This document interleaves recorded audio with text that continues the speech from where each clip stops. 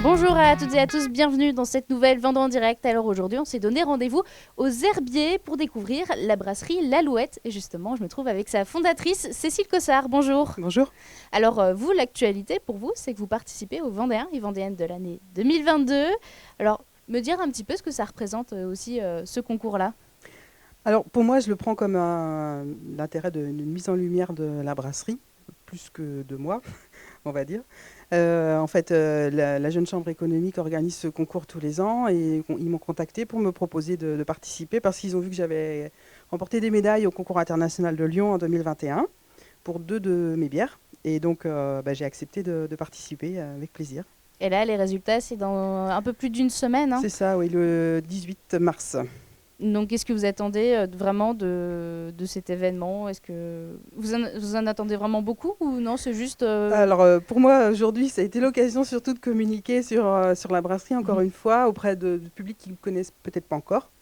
Je participe à la catégorie gastronomie, donc il y a 3 autres personnes qui sont dans cette catégorie-là, et il se trouve qu'il y a notamment Marie Minier qui fait du houblon, et avec qui je travaille, j'ai travaillé en tout cas sur l'année 2021.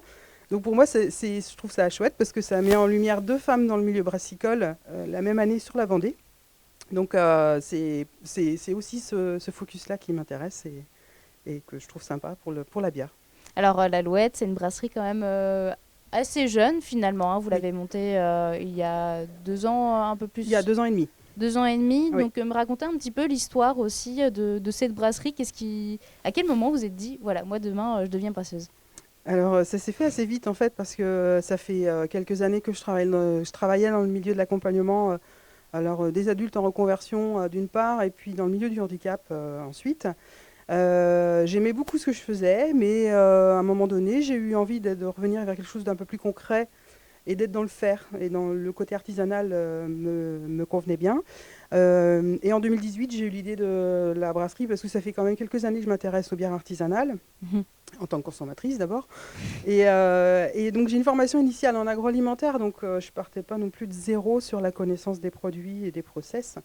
Et je me suis dit, mais la bière artisanale, c'est en plein boom. Il n'y a pas de raison que j'y arrive pas. Donc, je me suis intéressée au sujet d'un peu plus près. Et puis, en 2018, j'ai quitté mon précédent poste. Et en 2019, la brasserie a été créée. Et vous vous êtes lancée. Voilà. On va peut-être pouvoir passer de l'autre côté. C'est là que ça se passe, justement, voir les cuves. Alors, justement, je pense que ça demande aussi beaucoup d'investissement de créer comme ça une brasserie. Donc, finalement, comment ça s'est aussi passé pour vous, le développement? Alors, je crois qu'on a perdu Antoine. Ah, la caméra revient. Alors, en fait, il a fallu calibrer, identifier le type de matériel que j'allais choisir pour ma production. Donc, pour ça, je suis allée voir les collègues brasseurs qui étaient déjà installés dans la région. Et j'ai été très bien accueillie parce que c'est un peu une tradition dans le milieu brassicole, c'est que c'est très ouvert. Il y a beaucoup d'entraide et de collaboration. Donc moi, c'est quelque chose que j'ai beaucoup apprécié aussi dans ce milieu-là. Et donc de rencontrer d'autres brasseurs qui étaient installés avant moi, ça m'a permis de choisir le type de matériel que je voulais, le dimensionnement aussi, notamment par rapport à la taille des cuves. Et les différents matériels dont j'avais besoin. De voir aussi comment ça fonctionne. Oui, j'ai fait une formation et puis j'ai fait un stage dans une brasserie qui est déjà implantée depuis une quinzaine d'années. Donc ça permet aussi de s'appuyer sur l'expérience des anciens, entre guillemets. Et à partir de là, j'ai fait aussi une formation pour la création d'entreprise avec BGE, qui m'a aidé aussi à bien cerner l'ensemble du projet. Et puis après, il a fallu aller voir les banques pour convaincre de me suivre dans mon projet. Et ça s'est plutôt bien passé de ce point de vue-là. Donc j'ai pu me lancer. En fait, j'ai commencé à brasser fin octobre, mais l'entreprise est créée depuis le mois de mai 2019.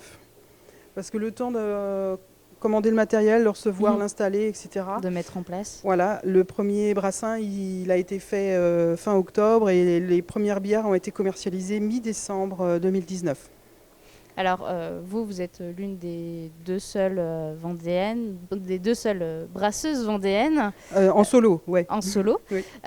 C'est difficile aussi de se faire une place en tant que femme, que brasseuse dans ce milieu-là, qui est quand même très masculin finalement. C'est effectivement très masculin, majoritairement masculin. Alors, bien tenir le micro juste au-dessus. Hop, voilà, pour éviter. Sur la France, on est 13% de femmes dans le milieu brassicole, et on n'occupe pas tout le poste de brasseuse. En fait, en Vendée, moi, j'ai été très bien accueillie. J'ai pas eu de soucis particuliers. Après, les préjugés se situent plutôt du côté des consommateurs sur ce que peut être ou pas une bière de femme. Alors, ça peut être marrant, ça peut être un petit peu agaçant aussi parfois, mais bon, on préfère en rigoler quand même. Après, on essaye d'apprendre aux personnes qu'il faut aussi laisser chacun découvrir les différents goûts qui existent, parce qu'on a une variété de bières infinie. Donc c'est dommage de catégoriser un peu trop les goûts des uns et des autres, que ce soit les femmes ou les hommes d'ailleurs. Et donc aux bières fruitées. Oui, c'est ça. Les femmes n'aiment pas que les bières fruitées et sucrées. C'est beaucoup plus large que ça, et heureusement. De le dire. Voilà. Et justement, cette clientèle, comment on se la construit quand on est aussi nouveau dans le milieu ?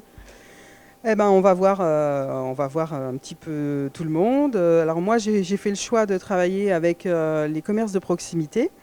Donc des épiceries fines, des magasins bio, des épiceries vrac. Et je fais les marchés aussi. Alors j'en fais quelques-uns, je ne fais pas tous les marchés parce que ça prend aussi beaucoup de temps. Il faut garder un peu de temps pour se reposer aussi.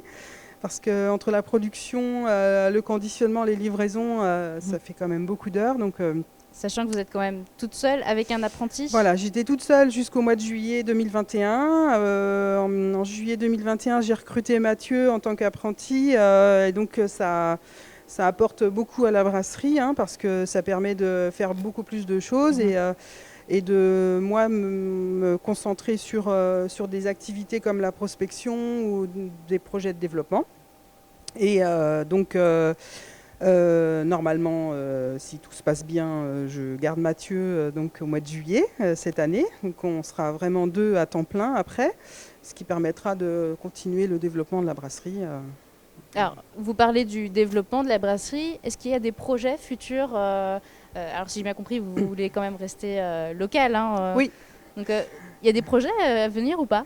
Oui, alors ça fait déjà quelques mois que j'en parle et j'ai pas encore pu développer, mais je vais sortir une bière artisanale parce que j'ai beaucoup de demandes sur des produits sans alcool et je ne saurais pas faire une bière sans alcool, 0,0 alcool, qui aura du goût.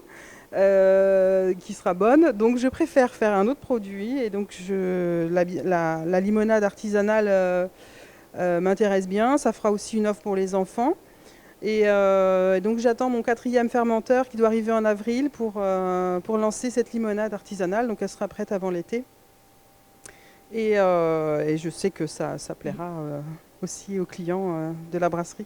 L'alcool à consommer avec modération, je le rappelle. Ouais. Merci Cécile de nous avoir accueillis ici. Je vous en prie. Moi je vous remercie de nous avoir suivis et on se retrouve très très vite pour une nouvelle Vendée en direct.